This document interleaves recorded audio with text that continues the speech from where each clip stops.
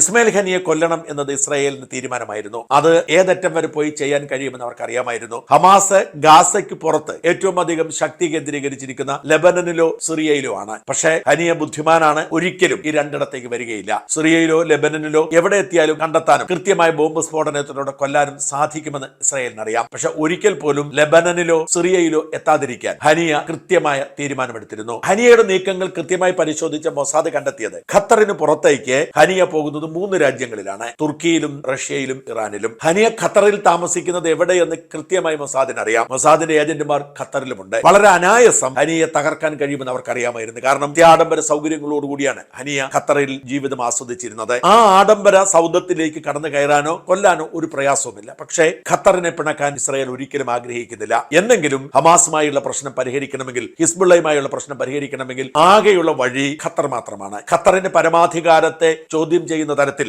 അവിടെ സ്ഫോടനമുണ്ടാക്കിയാൽ, അവിടെ കൊലപാതകം നടത്തിയാൽ തീർച്ചയായും ഖത്തറിനെ പ്രകോപിപ്പിക്കുമെന്നും പിന്നീട് ഒരു കാലത്തും ഒരു തരത്തിലുള്ള മധ്യസ്ഥതയും നടക്കില്ലെന്നും ഇസ്രായേലിനറിയാം. അതുകൊണ്ട് ഒരിക്കലും അവർ ഖത്തറിൽ ഒരു ഓപ്പറേഷൻ നടത്തിയിട്ടില്ല. ഹമാസിനെ ഇല്ലാതാക്കാനുള്ള കൃത്യമായ സമ്മർദ്ദം ഖത്തറിന്റെ മേൽ കൊടുക്കുന്നുണ്ടെങ്കിലും ഒരിക്കൽ പോലും ഓപ്പറേഷൻ അവർ ഖത്തർ തെരഞ്ഞെടുത്തില്ല. പിന്നെ ഇസ്രായേലിന്റെ മുമ്പിലുള്ള 3 രാജ്യങ്ങളാണ്: റഷ്യയിലോ തുർക്കിയിലോ ഇറാനിലോ. റഷ്യൻ പ്രസിഡന്റ് പുടിനെയോ തുർക്കി പ്രസിഡന്റ് എർദോഗനെയോ പിണക്കുന്നതും അപകടമാണെന്ന് ഇസ്രായേലിനറിയാം. 2 രാജ്യങ്ങളും കരുത്തുള്ള രാജ്യങ്ങളാണ്. അങ്ങനെയാണ് ഇറാൻ മാത്രം അവരുടെ മുമ്പിലുള്ള ഏക വഴിയായത്.